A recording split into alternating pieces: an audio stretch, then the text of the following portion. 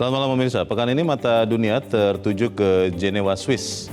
Jika tidak ada perubahan, maka hari Jumat 19 Juni akan dilakukan penandatanganan kesepakatan untuk mengakhiri perang antara Amerika Serikat dengan Iran. Harapan dunia kini tengah melambung. Benarkah badai global telah berlalu? Seperti apa dampak berakhirnya perang Iran dan Amerika Serikat terhadap ekonomi global dan Indonesia? Pemirsa, bersama saya Leonard Samosir, inilah Top Ekonomi.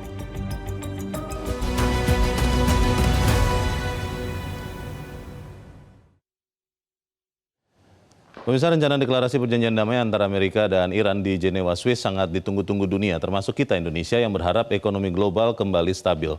Kabar yang melegakan dunia itu datang dari Perdana Menteri Pakistan, Shehbaz Sharif, 15 Juni awal pekan ini. Shehbaz Sharif mengumumkan Amerika Serikat dan Iran sudah mencapai kesepakatan damai setelah melewati perundingan intensif. Kesepakatan itu disebut mencakup penghentian seluruh operasi militer secara segera dan permanen dan pembukaan kembali Selat Hormuz. Shehbaz Sharif menegaskan Presiden Amerika Donald Trump dan pemimpin Iran Mojtaba Hosseini Khamenei akan menandatangani perjanjian perdamaian itu di Jenewa, Swiss, Jumat 19 Juni pekan ini. Atas kabar berakhirnya perang ini, Direktur Pelaksana IMF Kristalina Georgieva dalam publikasi di situs IMF menyatakan IMF menyambut baik detik-detik berakhirnya perang.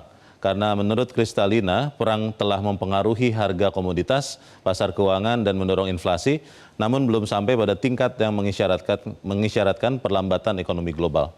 Optimisme bahwa perang tidak membuat ekonomi dunia melambat disebut oleh Direktur Pelaksana IMF Kristalina sebagai hal yang menggembirakan. Namun dunia tidak boleh lengah.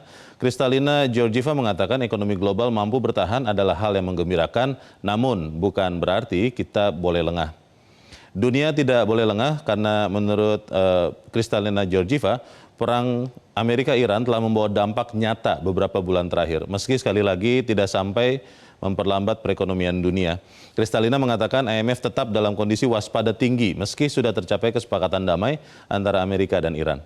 Salah satu poin penting pasca berakhirnya perang menurut Kristalina adalah proses pemulihan pasokan energi yang sempat terhenti karena penutupan Selat Hormuz beberapa bulan terakhir. Direktur Pelaksana IMF itu mengatakan pasokan energi dari Selat Hormuz akan butuh waktu untuk pulih. Di Indonesia, strategi untuk menghadapi dampak perang Iran difokuskan untuk menjaga daya beli, memperkuat nilai tukar rupiah, dan memperkuat kepercayaan investor dunia terhadap prospek ekonomi Indonesia. Indonesia melakukan berbagai diplomasi ekonomi, yaitu menemui investor dunia di pusat-pusat keuangan global di Amerika dan Eropa juga Asia. Kemudian Indonesia juga tidak menaikkan harga bahan bakar minyak bersubsidi, meski harga minyak mentah dunia melambung karena perang. Agar ekonomi tetap bergerak, Indonesia juga memberikan berbagai potongan pajak dalam bentuk berbagai insentif. Dan untuk menjaga nilai tukar, Indonesia menerapkan ekspor satu pintu dan kewajiban menyimpan devisa hasil ekspor itu di dalam negeri.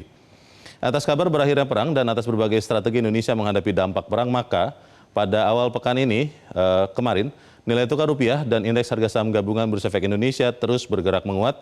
Kalau Senin 8 Juni pekan lalu rupiah sempat ada di level 18.200 per dolar Amerika, maka hari Senin kemarin rupiah sudah ada di 17.695 per dolar Amerika. Begitu juga dengan indeks harga saham gabungan Bursa Efek Indonesia pada hari Senin kemarin, hari ini tutup karena libur, IHSG ada di level 5.352 dan Senin IHSG itu telah melompat hampir 1.000 poin menjadi 6.254. Pertanyaannya pemirsa, apakah benar badai dari dampak perang di Timur Tengah itu sudah berlalu? Pemirsa tetaplah bersama kami, Top Ekonomi akan kembali setelah jeda satu ini.